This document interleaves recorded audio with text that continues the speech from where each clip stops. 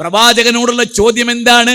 അഹഖു ബിഹുസ്നി സഹാബ അയ്യുന്നാസ്, ജനങ്ങളിൽ ഞാൻ ഏറ്റവും കൂടുതൽ കടപ്പാടും കടമയും കൂടുതൽ സമയം ഞാൻ ചെലവഴിക്കേണ്ടത് ആരുടെ കൂടെയാണ് എന്ന ചോദ്യത്തിന് തിരുവചനങ്ങളുടെ ചക്രവർത്തി ആ അക്ഷരക്കൂട്ടുകൊണ്ട് അത്ഭുതം സൃഷ്ടിച്ച് ജനഹൃദയങ്ങളിൽ പരിവർത്തനത്തിന്റെ പടപ്പാട്ട് പാടിയ വിശ്വാചാര്യൻ ലോകഗുരു അദ്ദേഹത്തോട് പറഞ്ഞു, ഉമ്മുക്ക നിന്റെ ഉമ്മയോടാണ്. ആഹാ, സുമ്മമൻ, പിന്നെ ആരോടാണ്? ഉമ്മുക്ക നിന്റെ ഉമ്മയോടാണ്. സുമ്മമൻ, പിന്നെ ആരോടാണ്? ഉമ്മുക്ക നിന്റെ ഉമ്മയോടാണ്. നോക്കൂ, ആരോടാണ്? 3 തവണ. നോക്കൂ, സ്വർണ്ണമടൽ ഉമ്മാക്ക്, വെള്ളിമടലും ഉമ്മാക്ക്, വെങ്കലവും ഉമ്മാക്ക്. പിന്നെ സുമ്മമൻ ആരോടാണ്? അബൂക്ക നിന്റെ ഉപ്പയോടാണ്.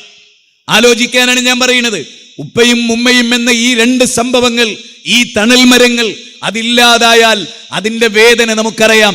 എന്റെ ഉമ്മ മരിച്ചു പിരിഞ്ഞിട്ട് ഉമ്മയുടെ ഖബർസ്ഥാനിൽ ഞാൻ ചെല്ലുമ്പോഴൊക്കെ എന്റെ ഉമ്മ എന്നെ പോറ്റിയ കാലഘട്ടത്തെക്കുറിച്ചുള്ള, ആ സ്നേഹം വിളമ്പിയ കാലഘട്ടത്തെക്കുറിച്ചുള്ള, തർബിയത്ത് നൽകിയ കാലഘട്ടത്തെക്കുറിച്ചുള്ള ഓർമ്മകളാണ് ഒരു നല്ല മകന്റെ മനസ്സിൽ എപ്പോഴും തങ്ങി നിൽക്കുക.